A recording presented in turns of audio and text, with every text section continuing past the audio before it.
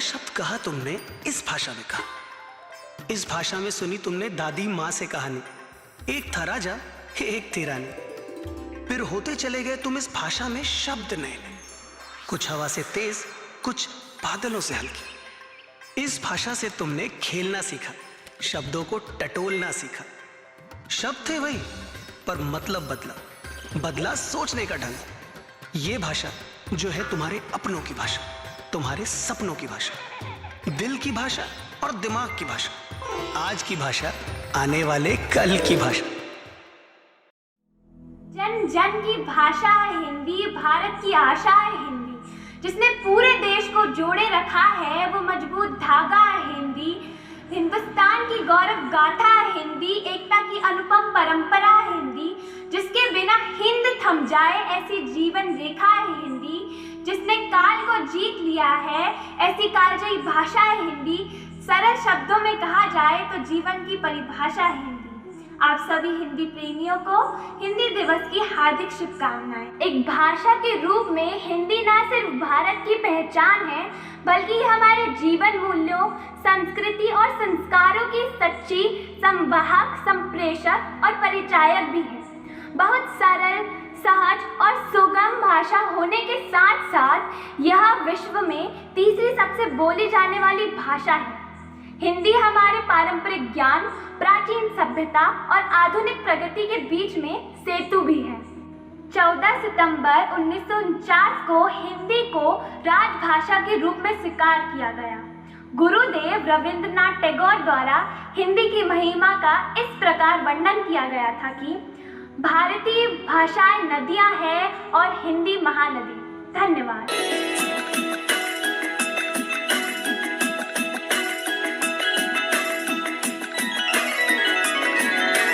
हिंदी भाषा राष्ट्र की भाषा, प्रजातंत्र के शास्त्र की भाषा। हिंदी भाषा राष्ट्र की भाषा, प्रजातंत्र के शास्त्र की भाषा। देवनागरी लिपि में भाषा, जन जन के मन की अभिलाषा। हिंदी भाषा राष्ट्र की भाषा, प्रजातंत्र के शास्त्र की भाषा।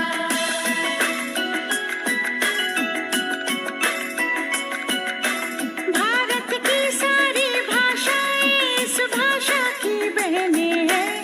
भारत की सारी भाषाएं इस भाषा की बहनें हैं। मुकुट राष्ट्र भाषा का सिर पर शोभित इसके गहने हैं। पढ़े वही जो दिखे, सुने वही जो लिखे। पढ़े वही जो लिखे, सुने वही जो लिखे। ये विशेषता हिंदी ने पाई है। संपूर्ण राष्ट्र के जनमन में हिंदी से एकता आई है। हिंदी भाषा राष्ट्र की भाषा, प्रजातंत्र के शास्त्र की भाषा।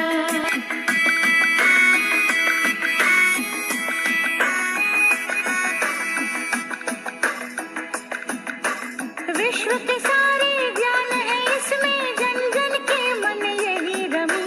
जन जन के मन यही रमी। मृदुल प्रकृत संगीत भरी, मन भावन पावन प्रीति भरी। पावन पावन प्रीति भरी। भारत की अक्षुण्ण एकता को हिंदी से मिली महत्ता। सच है एकता की प्रतीक हिंदी है। आधुनिक भारत की शक्ति हिंदी है। हम धन्य हुए, मूर्धन्य हुए, स्वतंत्रता संपन्न हुए। स्वतंत्रता संपन्न हुए। नव स्वतंत्र एवं कृतज्ञ भारत की भी श्रद्धांजलि। करे आह्वान विश्व, करो स्वागत है प्यार हिंदी की चली। पुष्प सुगंध से फैली हिंदी, घर आंगन और गली गली। हिंदी से हम सबको देखो है विकास की दिशा मिली। हिंदी भाषा राष्ट्र की भाषा, प्रजातंत्र के शास्त्र की भाषा।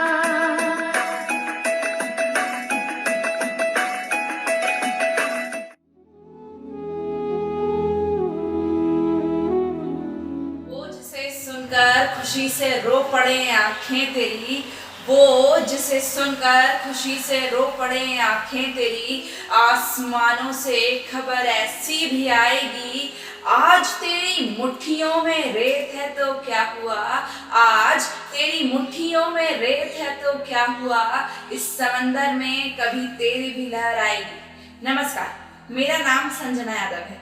मैं कक्षा 12वीं की छात्रा हूँ।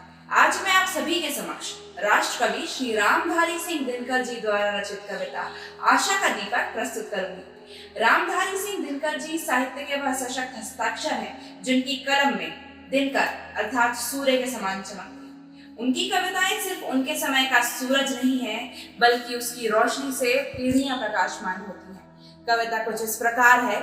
वह प्रदीप जो दीख रहा है झिलमिल दूर नहीं है, वह प्रदीप जो दीख रहा है झिलमिल दूर नहीं है, थक कर बैठ गए क्या भाई मंजिल दूर नहीं है, चिंगारी बन गई लहू की बूंद गिरी जो पग से, चमक रहे पीछे मुड़ देखो चरण चिन्ह जगमग से, बाकी होश तभी तक जब तक जलता तूर नहीं है, थक कर बैठ गए क्या भाई मंजिल दूर नहीं है। अपनी हड्डी की मशाल से हृदय चीरते तन का, अपनी हड्डी की मशाल से हृदय चीरते तन का, सारी रात चले तुम दुख झेलते पुलिस निर्मम का, एक खै है शेष किसी विद पार उसे कर जाओ, वह देखो उस पार चमकता है मंदिर प्रियतम का, आकर इतना पास फिरे वह सच्चा शूर नहीं है, थक कर बैठ गए क्या भाई मंजिल दूर नहीं है। दिशा दीप्त होठी प्राप्त कर पुण्य प्रकाश तुम्हारा, दिशा दीप्त होठी प्राप्त कर पुण्य प्रकाश तुम्हारा, लिखा जा चुका अनल अक्षरों में इतिहास तुम्हारा, जिस मिट्टी ने लहू पिया वह फूल खिलाएगी ही, अंबर पर घन बन छाएगा ही उच्छ्वास तुम्हारा, और अधिक ले जांच देवता इतना क्रूर नहीं है, थक कर बैठ गए क्या भाई मंजिल दूर नहीं है। धन्यवाद।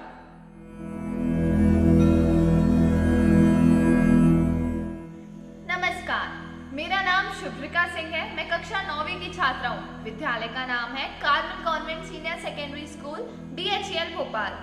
आज मैं आप सभी के समक्ष मेरी स्वरचित कविता सुनाने जा रही हूँ। इसको मैंने लिखा है कि इस उम्र के पड़ाव में 8वीं 9वीं से 10वीं 11वीं तक एक लड़की के क्या सपने होते हैं। जब भी कोई उससे पूछता है कि तुम आगे चलकर क्या बनना चाहती हो, तुम्हारे क्या सपने हैं, तो उसके मन में क्या चल रहा होता है। वो खुद तो नहीं जानती कि वो आगे चलकर क्या बनेगी या क्या बनना चाहेगी, लेकिन सपने उसके मन में भी होते हैं। कविता को शीर्षक दिया है कि तुम क्या बनना चाहती हो। लोग पूछते हैं मुझसे कि तुम क्या बनना चाहती हो, आगे चलकर आखिर करना क्या चाहती हो। मैं उन्हें क्या बताऊं। पंख लगा और जाना चाहती हूँ, खुला आसमान हो जाना चाहती हूँ, हिरणी जैसी चंचल आंखों से जहां निहारना चाहती हूँ, जहां हर माँ चाहे, जहां हर माँ चाहे उनकी बेटी मुझ जैसी हो, बस वो मिसाल बन जाना चाहती हूँ। और लोग पूछते हैं मुझसे कि तुम क्या बनना चाहती हो, आगे चलकर आखिर करना क्या चाहती हो। मोती बन क्यों थम जाऊं, मोती बन क्यों थम जाऊं, सारा सागर ही बनना चाहती हूँ। तारा बन क्यों रुक जाऊं, तारा बन क्यों रुक जाऊं, सारा ब्रह्मांड होना चाहती हूँ। खुली तितलियों के रंग चुराकर, खुली तितलियों के रंग चुराकर प्रकृति सा गुनगुनाना चाहती हूँ। वह देखो इंद्रधनुष, वह देखो इंद्रधनुष, ज्यादा नहीं चाहती, बस उसके रंग चुराकर खुद को रंग लेना चाहती हूँ। और लोग पूछते हैं मुझसे कि तुम क्या बनना चाहती हो, आगे चलकर आखिर करना क्या चाहती हो। खुद को खुद से मिलाकर, खुद को खुद से मिलाकर अपने ख्वाबों की हकीकत बनना चाहती हूँ। खुद को खुद से मिलाकर अपने ख्वाबों की हकीकत बनना चाहती हूँ। जिसको कोई छू ना सके वो चांद में बनना चाहती हूँ। कितनी भी बड़ी चट्टान आए, कितनी भी बड़ी चट्टान आए, पर जिसको कोई रोक ना पाए, उस आजाद नदी सी बस बहती चली जाना चाहती हूँ। और लोग पूछते हैं मुझसे कि तुम क्या बनना चाहती हो, आगे चलकर आखिर करना क्या चाहती हो। सच कहूँ तो जनाब मैं भी कभी समझ ना पाती हूँ, बहुत कुछ करने की चाह रखकर मैं भी आखिर करना क्या चाहती हूँ। कागज पर लिखी कविता नहीं, कागज पर लिखी कविता नहीं, सारा साहित्य बन जाना चाहती हूँ। और लोग पूछते हैं मुझसे कि तुम क्या बनना चाहती हो, आगे चलकर आखिर करना क्या चाहती हो। धन्यवाद। सभी को मेरा नमस्कार। मेरा नाम अमृता सिन्हा है और मैं कक्षा 9वीं की छात्रा हूँ। आज मैं आप लोगों के सामने महिलाओं और नारियों के सम्मान पर अपनी एक कविता प्रस्तुत करने जा रही हूँ, जिसको नाम दिया है मुझे गर्व है मैं नारी हूँ। मुझे गर्व है मैं नारी हूँ। मैं धरा, हाँ मैं भी तो एक नारी हूँ। मैं धरा, मैं भी तो एक नारी हूँ। सदा सहती हूँ भार तेरा, ना मुझसा समस्त शौर्य मंडल में कोई, ना मुझसा समस्त शौर्य मंडल में कोई, फिर भी करती तेरा फेरा। मैं हवा, मैं भी एक नारी हूँ। मैं हवा, मैं भी एक नारी हूँ। बस धीमी धीमी बहती जाती हूँ। जब घुटता है भीड़ में दम तेरा, जब घुटता है भीड़ में दम तेरा, मैं ही तो प्राण वायु बन जाती हूँ। मैं वर्षा, मैं भी एक नारी हूँ। मैं वर्षा, मैं भी एक नारी हूँ। छूम छूम छूमती हूँ। जेठ जब तुम्हें सताता, जेठ जब तुम्हें सताता, मैं शीतलता से तुम्हें चूमती हूँ। मैं निशा, मैं भी एक नारी हूँ। मैं निशा, मैं भी एक नारी हूँ। काली काली अंधियारी हूँ। जब दिन की पीड़ा तुम्हें सताती, जब दिन की पीड़ा तुम्हें सताती, निंदिया संग मैं तुम्हें सुलाती। मैं विद्या, मैं भी एक नारी हूँ। मैं विद्या, मैं भी एक नारी हूँ। विशाल और नवीन हूँ। अज्ञान जब तुम्हें भटकाता, अज्ञान जब तुम्हें भटकाता, मेरा तेज ही राह दिखाता। हे पुरुष, तुझे सदा सवारा मैंने, हे पुरुष, तुझे सदा सवारा मैंने, कोख में धरती पर पाला मैंने। बहन बन तेरी रक्षा की, आराधना की, बहन बन तेरी रक्षा की, आराधना की, पत्नी बन तुझे संपूर्णता में ढाला मैंने। ज्वाला, ज्वाला भी मेरा रूप है, जो क्रोध में भड़कती जाती है, पर जब तू तब मोह त्याग देता है, प्रेम से तुझे स्वयं में समाती है। मुझे गर्व है मैं नारी हूँ। मुझे गर्व है मैं नारी हूँ। शीतल, सुंदर और श्रृंगारी। वो पुरुष जो मेरा रचयिता है, वो पुरुष जो मेरा रचयिता है, उस ईश्वर की आभारी हूँ, आभारी हूँ। मुझे गर्व है मैं नारी हूँ। धन्यवाद। आशा करती हूँ कि आप सबको पसंद आया होगा। नमस्कार।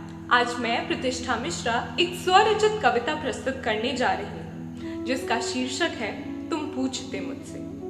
तुम पूछते मुझसे, तुम पूछते मुझसे कि इन आंखों में काजल के सिवा मैंने क्या सजाया है। राख से काले पड़े मन पर क्या मैंने श्वेत बादलों सा नया सपना बसाया है। तुम पूछते मुझसे, तुम पूछते मुझसे कि इस कलाई पर बसे कंगन सी रंगीन है मेरी जिंदगी भी क्या। जान तो लो कि इस लाल नीले और हरे से है मेरी दिल लगी भी क्या। तुम पूछते मुझसे, तुम पूछते मुझसे कि मैंने क्यों अलमारी में किताबों को छुपाया है, क्यों मैंने दराजों के दरमियान सबसे ऊपर झुमकों को पाया है। तुम पूछते मुझसे, तुम पूछते मुझसे कि कहीं तोहफे में दिए पायल मुझे जंजीर तो नहीं लगती। वो चुलबुली गुड़ियों से खेलने वाली लड़की अब इतनी गंभीर क्यों लगती। तुम पूछते मुझसे, तुम पूछते मुझसे कि इस घूंघट की दीवार के अंदर मैं आजाद हूं क्या, सबको खुश करते करते मैं खुद आबाद हूं क्या। तुम पूछते मुझसे, तुम पूछते मुझसे कि मेरे ख्वाबों का घर अब खंडर क्यों बनता जा रहा है, दिल में बैठी हजारों अधूरी ख्वाहिशों का अब बवंडर क्यों बनता जा रहा है। तुम पूछते मुझसे, तुम पूछते मुझसे तो बताती मैं तुम्हें कि दरिया में बहते पानी को देखकर दिल मेरा मचलता है। सोचती हूँ कि इसके पास कैसे इतनी आजादी और चंचलता है। घने जंगलों में उलझी शाखें बिल्कुल मेरे मन के उलझन सी प्रतीत होती हैं, लेकिन उस अंधियारे में पेड़ों से छनकर आती वो सूरज की रोशनी ही तो एक आखिरी उम्मीद होती है।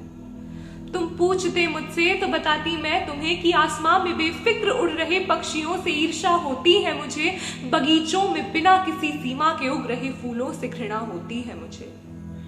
तुम पूछते मुझसे तो बताती मैं तुम्हें कि इन बंधनों की बेड़ियों में दम घुटता है मेरा, इस गुलामी की रात का आएगा कब सवेरा, सुंदरता की मूर्ति बनकर थक गया है ये चेहरा, हताशा और उदासी ने भी डाल लिया है अब डेरा।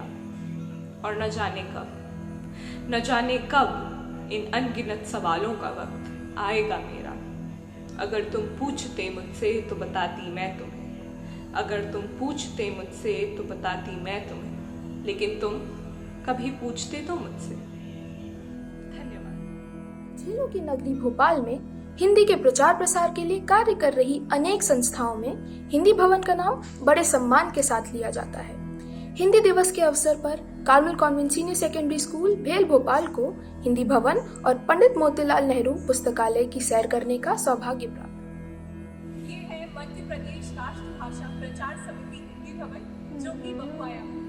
यहाँ पर एक पुस्तकालय है, श्री नरेश मेहता गोष्ठी कक्ष है, श्रीमती महादेवी वर्मा जी का कक्ष है और वीरेंद्र तिवारी जी का कक्ष है। साथ ही यह प्रकाशित होती है अक्षरा नाम की एक पत्रिका, जो अपने आप में ही हिंदी की अमूल्य है। तो आइए आपको ले चलते हैं हिंदी भवन के मंत्री संचालक श्री कैलाश चंद्र पंत जी के कक्ष में। तो ये हिंदी भवन के मंत्री संचालक श्री कैलाश चंद्र पंत जी का कक्ष है, जो सिर्फ महान चिंतक और समीक्षक ही नहीं, बल्कि पूरी साहित्य के संस्थान। स्नेह से उन्हें लोग दादा कहकर पुकारते। आज उनकी अस्वस्थता के कारण हमारी उनसे मुलाकात नहीं हो पाई। वे शीघ्र ही स्वस्थ हो और भविष्य में हमारी उनसे भेंट हो पाए, यही हमारी प्रार्थना है।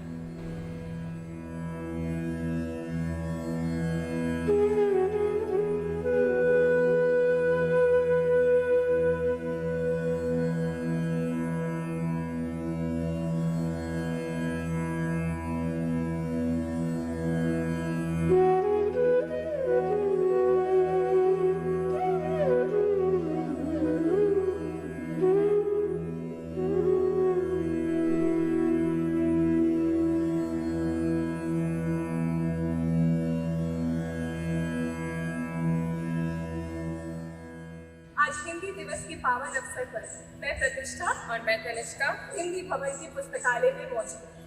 यह पुस्तकालय हजारों किताबों का घर है। यहाँ साहित्य, ज्ञान, विज्ञान और न जाने कितने विषयों पर किताबें मौजूद हैं। तो आइए अब आपको ले चलते हैं पुस्तकालय में। इस पुस्तकालय की अध्यक्ष श्रीमती सीमा नेमा जी से बात करें। आज हम Carmel convent senior secondary school भेल की छात्राएं आपसे पुस्तकालय के विषय में कुछ जानकारी प्राप्त करना चाहते हैं। प्रतिष्ठा, तनिष्का, आप दोनों का मेरे पुस्तकालय में बहुत बहुत स्वागत है। दोनों को लेके चलते हैं मेरे पुस्तकालय की ओर, और पुस्तकालय के एक और विभाग जहाँ अभी बाल कक्ष का हमने उद्घाटन किया है, और श्रीमती उषा जायसवाल, चंद्र प्रकाश जायसवाल जी के सौजन्य से उस पुस्तकालय को हमने बनाया है। तो अभी आप दोनों को इस पुस्तकालय के साथ साथ बाल पुस्तकालय की ओर भी लेके चलते। तो प्रतिष्ठा और तनिष्का, मैं आप दोनों को इस लाइब्रेरी के बारे में बताना चाहती हूँ, जो हमारी साहित्य लाइब्रेरी है ना। तो हम शुरुआत करते हैं इस बुक सेल्फ से, इस बुक अलमारी से, जहाँ पर सारे कंपटीशन से रिलेटेड, सारे कंपटीशन से संबंधित पुस्तकें हमारे पास हैं। तो हम धीरे धीरे चलते हैं भाषा विज्ञान की तरफ, जहाँ पर विविध भाषाओं में और विविध कलाओं में आपको पुस्तकें मिलेंगी, जैसे सांची, खजुराहो, मनोरंजन, विविध खेल, विभिन्न नैतिक शिक्षाएं। ठीक है, फिर हम आपको लेके चलते हैं इस पुस्तक अलमारी की तरफ, जहाँ पर धार्मिक पुस्तकें आपको मिलेंगी, जैसे रामायण, महाभारत, गीता इत्यादि। ठीक है, फिर हम आपको लेके चलते हैं एक और धार्मिक बुक्स अलमारी की तरफ, जहाँ पर आपको गीता, छंद इत्यादि से संबंधित पुस्तकें आपको मिलेंगी। फिर हम आपको लेके चलते हैं राजनीति शास्त्र, सामाजिक शास्त्र और इसके साथ साथ आलोचनात्मक समीक्षा संदर्भ है जिन्होंने आलोचनाएं और समीक्षाएं की हैं उन पुस्तकों की ओर हम आपको लेके चलते हैं। आप लोग इन पुस्तकों को देखिए और निकाल के भी आप इनका अध्ययन कर सकते हैं।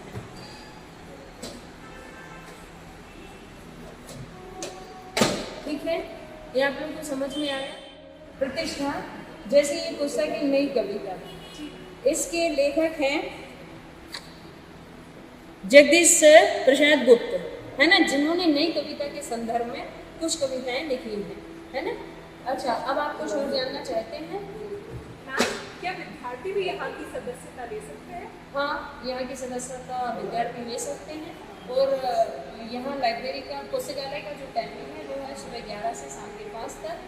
और सदस्यता लेने के लिए सदस्यता जो शुल्क है, तो अगर आप वार्षिक सदस्यता लेना चाहते हैं तो आपका शुल्क रहेगा 900 रुपये। 500 रुपये आपका डिपॉजिट है, फिक्स डिपॉजिट है, और 400 रुपये आपका वार्षिक शुल्क है। और इसके साथ साथ अगर आप मासिक सदस्यता लेना चाहते हैं तो आपको 300 रुपये है, और अगर आप आजीवन सदस्यता लेना चाहते हैं तो आपको 3000 रुपये है। ऐसे आप पुस्तकालय की सदस्यता लेकर यहाँ पर सारे न्यूज़ जो समाचार पत्र आते हैं वो कुछ हमारी प्रतियोगिता संबंधित पत्रिकाएँ आती हैं, उनका भी अध्ययन आप यहाँ बैठ के कर सकते हैं। क्या इस पुस्तकालय में हमें गांधी जी और विवेकानंद जी के ऊपर भी कुछ उपन्यास देखने को मिल सकते हैं? हाँ प्रतिष्ठा, आप लोग को इस पुस्तकालय में गांधी साहित्य, विवेकानंद साहित्य, बहुत सारे वाङ्मय और गांधी जी से संबंधित कई पुस्तकें आप लोगों को यहाँ देखने को मिल सकती है। जैसे मैं आपको बताना चाहूँगी कि जैसे ये गांधी व्यक्तित्व एवं प्रभाव, है ना, पकड़िए इसको आप। फिर मैं आपको बताना चाहूँगी गांधी संपूर्ण गांधी वाङ्मय है। इसमें आप गांधी जी की जेल डायरी है और गांधी जी का सत्याग्रह है और गांधी जी का सविज्ञ आंदोलन है। बहुत सारी जानकारी आप इसमें ले सकते हैं, देख सकते हैं, पढ़ सकते हैं, है ना। और इसमें आप एक बहुत अच्छे तरीके से एक वाङ्मय को तैयार कर सकते हैं। हम आप दोनों को लेके चलते हैं बच्चों जीवनियों की ओर। जैसा आप स्कूल में पढ़ते हैं भगत सिंह, हरिवंश राय बच्चन और भी ऐसे कई क्रांतिकारी और शहीद हमारे बीच में आए हैं जिन्होंने अपने जीवन की कुछ एक घटनाएं इन पुस्तकों में लिखी है। जैसे बच्चों हम आपको बताना चाहेंगे कि भगत सिंह, ये खुदीराम बोस हैं, इनको आप देखें, इन्होंने अपनी जीवनी लिखी है। फिर नेहरू जी की डायरी है, नेहरू की डायरी है, इसको भी आप देखें। ये सारी जीवनियाँ हैं जो आपको बहुत आपके साहित्य में आपको बहुत कम में। अरे वाह तनिष्का, ये तो हमारी शालाओं में होने वाली परियोजना कार्य के लिए काफी उपयोगी है। इसका मतलब जो वैकल्पिक हिंदी हम पढ़ रहे हैं उससे कई ज्यादा अधिक हम यहाँ आकर भी पढ़ सकते हैं। बिल्कुल। हाँ बच्चों, आप दोनों आए और वैसे भी हम आप लोग को सदस्यता के बारे में बता ही चुके हैं, तो आप सदस्यता लें और अपनी परियोजना में इन विषयों को आप शामिल करें। इस वक्त है हम अपने अंतिम पड़ाव यानी कि बाल पुस्तकालय में। देखने में ही रंगीन है, बच्चों की कल्पनाओं के समान। वैसा नहीं लगता? रंगीन पतंगों के समान। कौन सी रंगीन पतंग? अरे वही जो हम अभी पढ़ रहे हैं, आलोक धनवर जी की कविता पतंग। वैसा ही रंगीन, वैसा ही सुंदर। तनिष्का, प्रतिष्ठा, आप दोनों का बाल पुस्तकालय में स्वागत है। अरे प्रतिष्ठा देखो, एकलव्य की कहानी। हाँ, एकलव्य की नहीं प्रतिष्ठा, तनिष्का और भी पुस्तकें हमारे पास है। जैसे देखो आप, अमरवाल कहानियाँ, है ना, और बीरबल की कहानियाँ, फिर और चलो आप ज्ञान की कथाएं भी हमारे पास हैं। और आप आएंगे तो विश्व प्रसिद्ध कहानियाँ, ऐसे 3 भाग हमारे पास हैं। और आप आएंगे तो इसके साथ साथ हमने एक गणित का भी एक खंड बना के रखा है। और बच्चों की नैतिक शिक्षाएं हैं। और इसके साथ साथ हमने कुछ धार्मिक, जैसे गौतम बुद्ध है, जो ज्योतिबा फुले है। और चलेंगे आप इस बाल पुस्तकालय में तो आपको कुछ विज्ञान से संबंधित पुस्तकें मिलेंगी, कुछ व्यंग्य से संबंधित पुस्तकें मिलेंगी। और आप आएंगे तो भारतीय राष्ट्रीय एकता, ये जो बीरेन चंद्र की पुस्तक है, बहुत ही महत्वपूर्ण पुस्तक है। की किताब, इससे तो मुझे वही याद आ गया, मिशन 2020।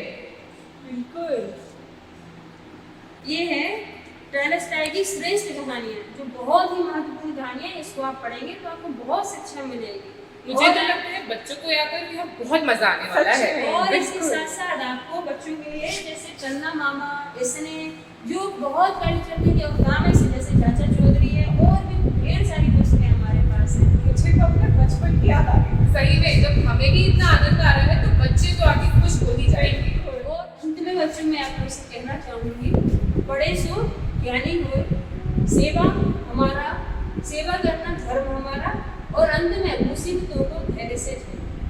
धन्यवाद। आपके दिल से आभारी हैं कि आपने हमें इस पुस्तकालय की सैर कराई।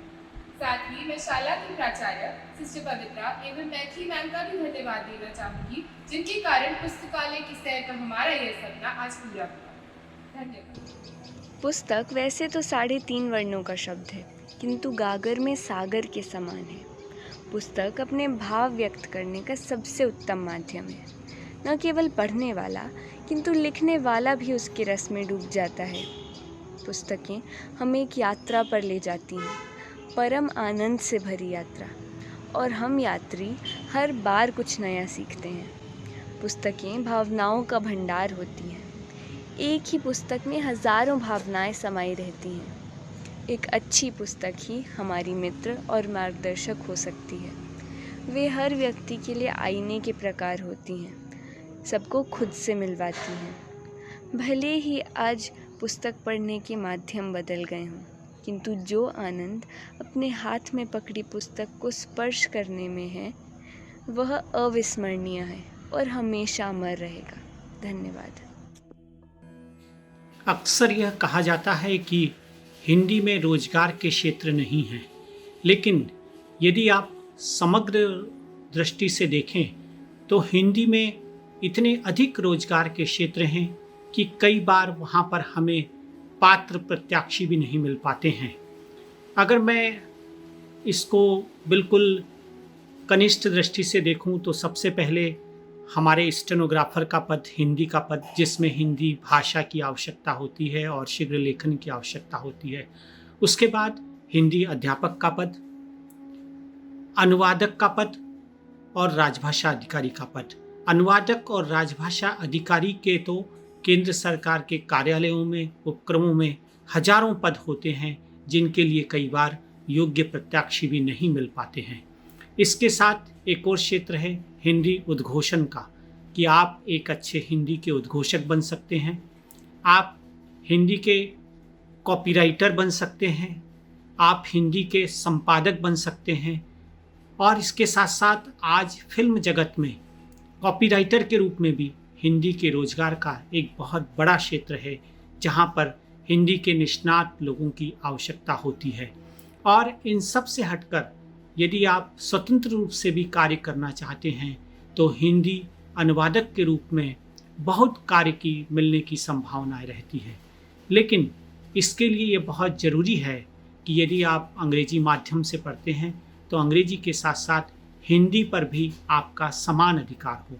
यदि आपका दोनों भाषाओं पे समान अधिकार है और आप यदि अनुवाद का कोई पाठ्यक्रम उत्तीर्ण कर लेते हैं तो आपकी अनुवाद पर एक अच्छी पकड़ बन सकती है, और अनुवाद के माध्यम से आप रोजगार की जो अपार संभावनाएं हैं उस संभावनाओं में अपना जो भी आप जिस तरह का रोजगार चाहते हैं अपने आप को उसमें निश्चित रूप से संलग्न कर सकते हैं और एक आजीविका हिंदी के माध्यम से भी आज चला सकते हैं, बशर्ते आपका भाषा पे अच्छा अधिकार हो और आप उसके लिए समर्पित भाव से कार्य करें।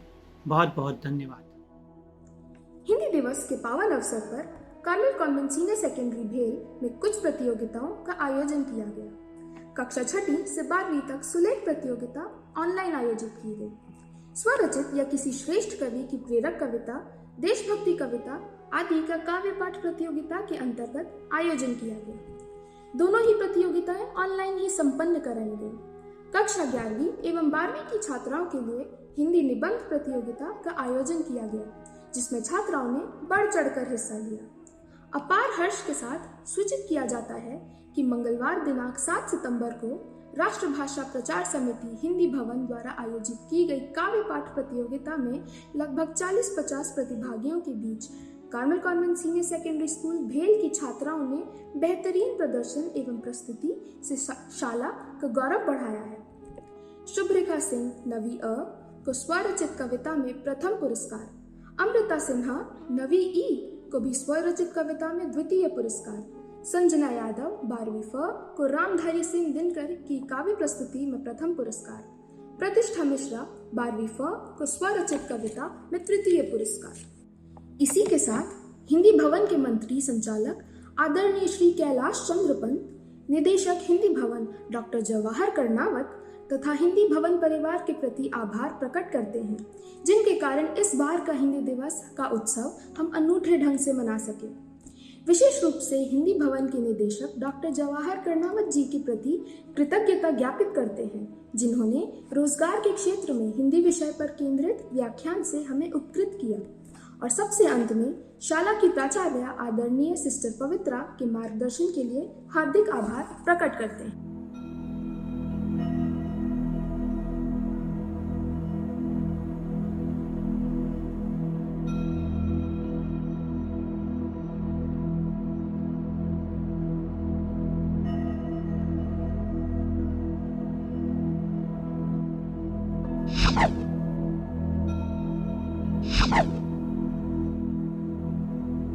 you